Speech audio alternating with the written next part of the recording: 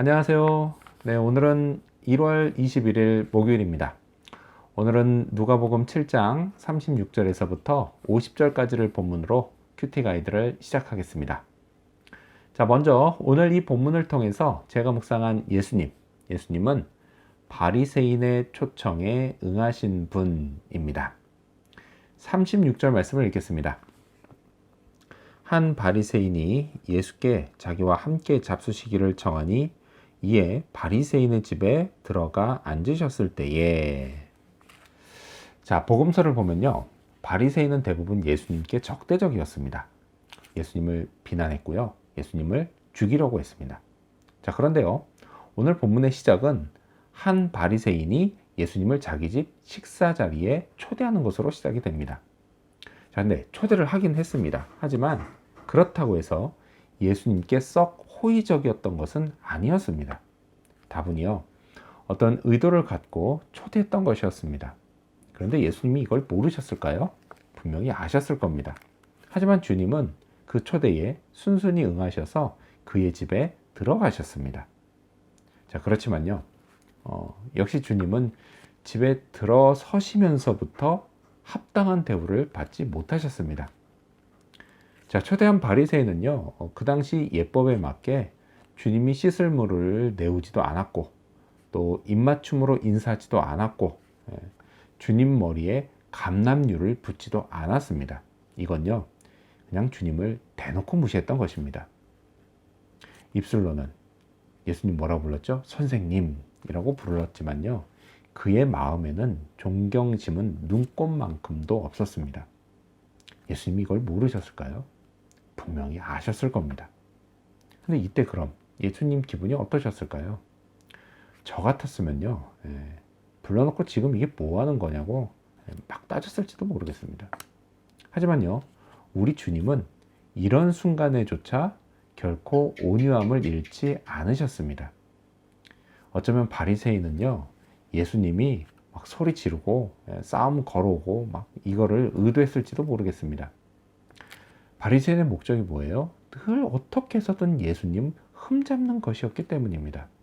하지만 예수님은요, 그 온유함 가운데서 그런 장소에서조차 한 여자의 죄를 용서해 주시고 그곳에 있던 사람들을 가르치셨습니다.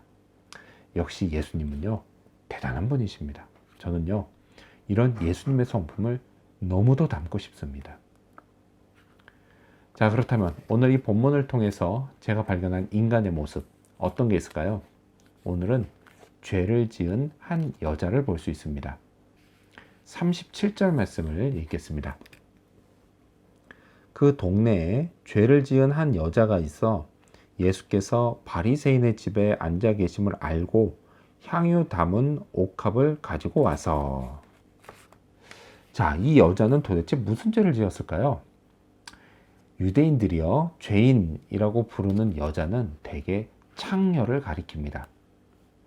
이 여자는요, 참 불쌍한 사람이었습니다. 세상에요, 자기가 좋아서 창녀가 되려는 여자는 아무도 없습니다.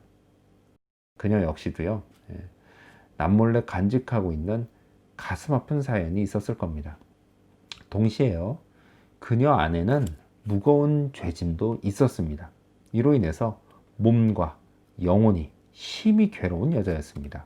그래서요, 예수님이 자기 마을에 오셨다는 걸 알았을 때 그녀는 예수님을 만나기 위해 바리새인의 집으로 들어갔습니다. 근데 한번 생각해 보세요. 항상 자기를 비난하고 손가락질하는 바리새인입니다. 그 바리새인의 집에 들어간다고 하는 게 그녀에게는 얼마나 용기가 필요한 행동이었을까라는 것입니다. 주님이요, 자기 죄를 용서해 주시고 평안을 주실 수 있는 분이라는 믿음, 그 믿음 때문에 이런 행동이 가능했던 겁니다. 그리고 예수님은요, 그녀의 믿음을 알아주셨습니다. 자, 일단 집안까지는 들어갔지만 그녀는 차마 주님 앞에는 설 수가 없었습니다. 38절 말씀 읽어볼까요? 예수의 뒤로 그 발 곁에 서서 울며 눈물로 그 발을 적시고 자기 머리털로 닦고 그 발에 입 맞추고 향유를 부으니. 아멘. 어떻게 했죠? 뒤에서 울며 눈물로 주님 발을 적시고 자기 머리카락으로 그 발을 닦고 거기에 입을 맞췄습니다. 이런 행동을 할 수 있는 사람이 몇이나 있을까요? 그만큼 이 여자는요, 간절했고 또 두려웠습니다. 그런데 사실요, 이게 바로 제가 예수님을 대하는 자세여야 합니다. 하나님이 보실 때는요, 그 여자나 저나 둘 다 마찬가지로 죄인입니다. 자, 이렇게 한낱 죄인밖에 안 되는 저의 존재감, 그 존재감을 자각하면요, 주님 앞에서는 당연히 그래야만 합니다. 자, 그렇다면 끝으로 오늘 이 본문을 통해서 나에게 주신 교훈이 뭘까요? 그건 죄사함 받았음에 감사하자입니다. 48절과 50절 말씀을 읽겠습니다. 이에 여자에게 이르시되 내 죄사함을 받았느니라 하시니. 50절입니다. 예수께서 여자에게 이르시되 내 믿음이 너를 구원하였으니 평안히 가라 하시니라. 아멘. 저도요, 주님께 믿음으로 죄사함을 받았습니다. 구원을 받았습니다. 그리고요, 이제 더 이상 죄짐에 눌리지 않고 마음이 평안해졌습니다. 주님은요, 여자에게 평안히 가라고 말씀하십니다. 그래서 저도요, 인생길을 평안한 마음으로 갈 수 있게 되었습니다. 자, 여자에게요, 이것보다 큰 선물은 없었습니다.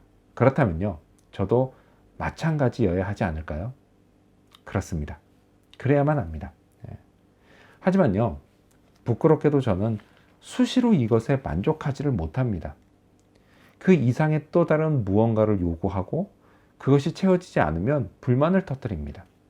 하나님이 나를 사랑하지 않는다고 생각합니다. 그분의 전지전능하심도 의심합니다. 이런 저를 보실 때마다 주님이 얼마나 답답해 하실까요? 가장 좋은 걸 줬는데도 만족할 줄 모르고 여전히 다른 걸 또 달라고 떼쓰고 있으니 말이죠. 저는요, 수시로 제 믿음을 점검해야 합니다. 이런 질문을 묵상하면서 말이죠. 만일 내게 죄사함의 선물만 주어졌어도 나는 그것으로 만족하고 평생 하나님을 찬양할 수 있을까? 라는 질문입니다. 저의 본성을 감안하면요, 그렇다고 답하기 힘들어요. 그렇긴 하지만 분명히 정답은 그렇다입니다. 그래야만 한다입니다. 다행히 우리 주님은요, 너무도 자비로우셔서 제게 그것 말고도 정말 많은 것들을 계속해서 선물로 주십니다. 그래서 하나님을요, 찬양하지 않을래야 안 할 수가 없습니다. 오늘도요, 모든 것들, 특히 죄사함 받았음에 만족하고 감사하는 그런 하루가 되기를 소망합니다. 기도하겠습니다. 바리새인의 초청에 응하신 예수님, 그 예수님의 온유함을 저도 닮을 수 있게 도와주시옵소서. 그 성품을 따라서 또한 그런 상황에서 한 여인을 구원해 주시고 그곳의 사람들을 교훈하신 그런 모습도 본받을 수 있고 닮을 수 있도록 도와주시옵소서. 죄를 지은 그 여자처럼 저도 예수님 앞에 늘 겸비한 자세를 잃지 않게 도와주시옵소서. 늘 하나님이 내게 베풀어 주신 구원의 큰 사랑, 또 죄사함의 큰 선물, 주님 그것을 늘 만족하고 감사하며 살게 하여 주시옵소서. 그래야 행여 내 기대대로 뭐가 되지 않는다 할지라도 그러나 여전히 만족하고 하나님을 찬양하는 그런 인생길 걸어가도록 도와주시옵소서. 오늘 하루가 그런 하루가 되기를 간절히 바라오며 예수님의 이름으로 기도합니다. 아멘.